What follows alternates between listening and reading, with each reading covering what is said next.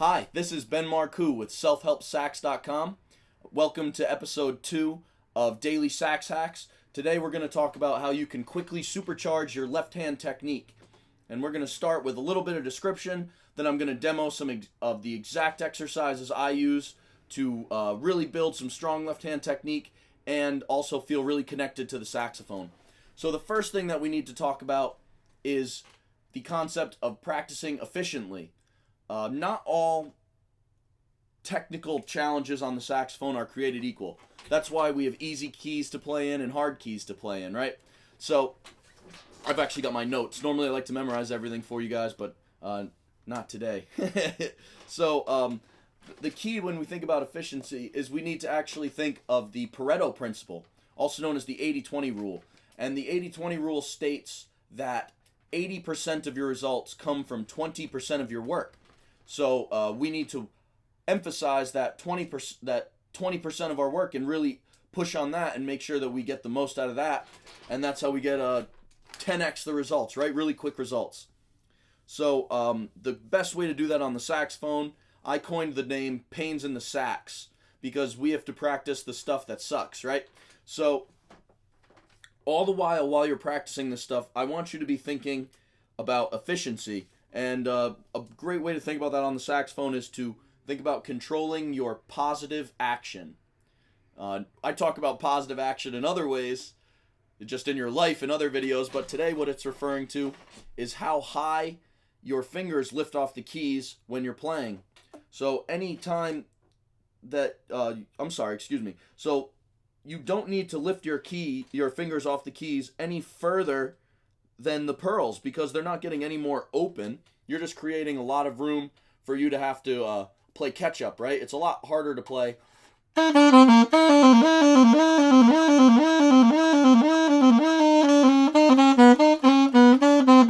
yet, for some reason, a lot of us, we think we do that. We catch ourselves doing that. So it's a lot easier to play.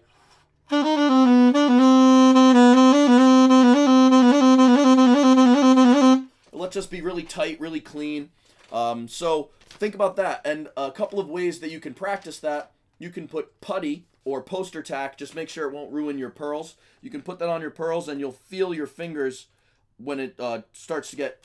when you lift them too far, they'll peel off the poster tack and you'll feel that. Another way you can do it is with a penny, but I don't like that as much because it can scratch your pearls. Or mother of pearls, depending on your horn. So left hand pains of the sax, we'll go over them real quick. Anytime where you need to lift a key while putting down a key simultaneously. The best example of that, I think, for the left hand is B to C, because we have to lift our first finger while simultaneously putting down our middle finger, and that gives us a lot of room for this, which we're all very familiar with. That's that flub or whatever. I don't know the exact word to describe it, but something that we don't want in between the two notes that we're trying to play, the B and C. Also between bis and C, the same type of thing happens, but I don't know. I've got to work on using bis more, but we'll talk about that another time. The second one that I can think of is anything using 2 inside B flat, because you have to align your hands, get them working together at the same time. I think one of the hardest ones to go notes between whatever and B flat is between A flat and B flat, because you have to control your 4th and 5th finger, or your ring finger and your pinky on your left hand, which are the weakest fingers on your left hand, while having to depress a key on your right hand. So that's really, really tough.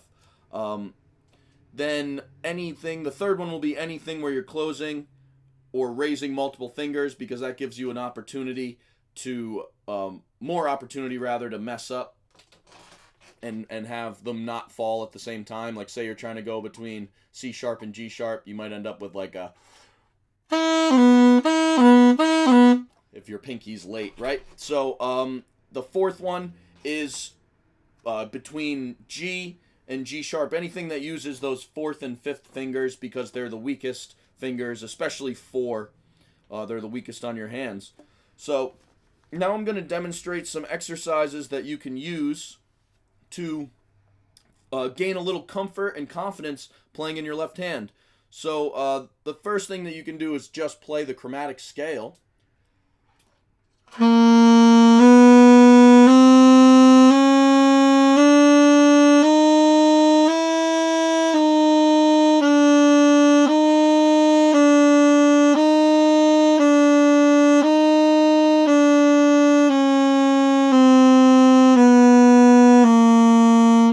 And just play it till every single one is really, really clean. And at first, do it without a metronome, just like I'm doing it now. And then you can add the metronome in after. But what we want to focus on really, again, is the positive action and making sure that your fingers aren't lifting too far off the keys while you're playing and that everything is really, really clean.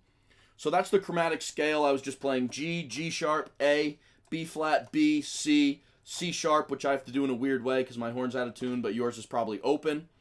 C, B, B flat, A, G sharp, G. Just going up and down. The next thing you can do is expand the interval. So that's a half step. So you can do whole steps. So I'll play, it'd be G, A, B, C sharp, B, A, G. And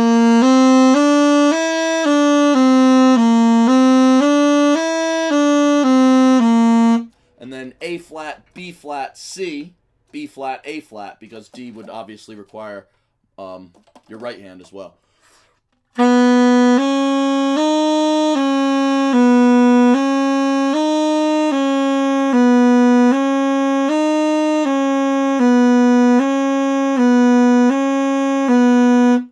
And then if you notice anything, and then the next ones you can do minor thirds, and then you can do major thirds and perfect fourths, and then all the way up to the tritone, which would be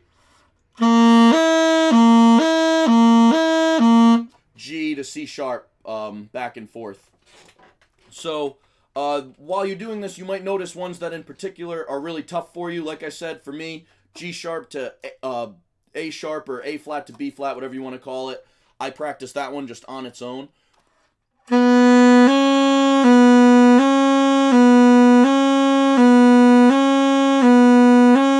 Really try to clean that up. And then B to C is another one I work on really hard.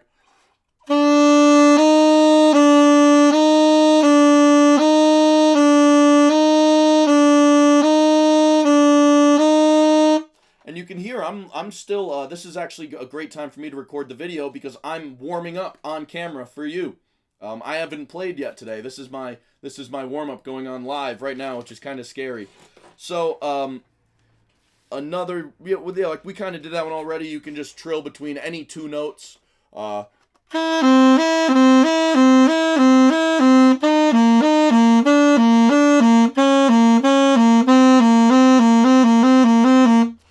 Those can be any random notes from the G to the C sharp that are the left-hand notes.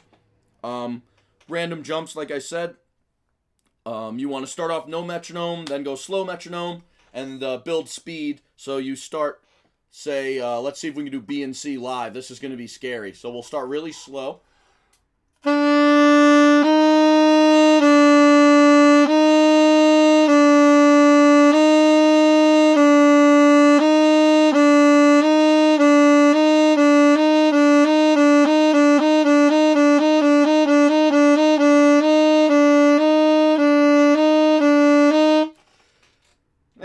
Not great, B minus maybe, but hey, it's live. It's we're doing our best over here. So again, like I said, you don't have to play these for a really long time. I call them wake-ups because it's just 30 to 90 seconds that you can intersperse every few minutes of your practice session or once an hour, whatever is comfortable for you. I'm kind of obsessed with it, so I do it maybe more than I need to. I don't know, whatever. It's pretty good. So they're good exercise. You'll really feel comfortable. So after you can do them all legato, incorporate tonguing. So what tonguing will do is add the element of having to think about articulation, which is harder. That's why starting out with just air and finger technique will expose one problem at a time. If you start tonguing in the beginning, then what will happen, or what can happen, is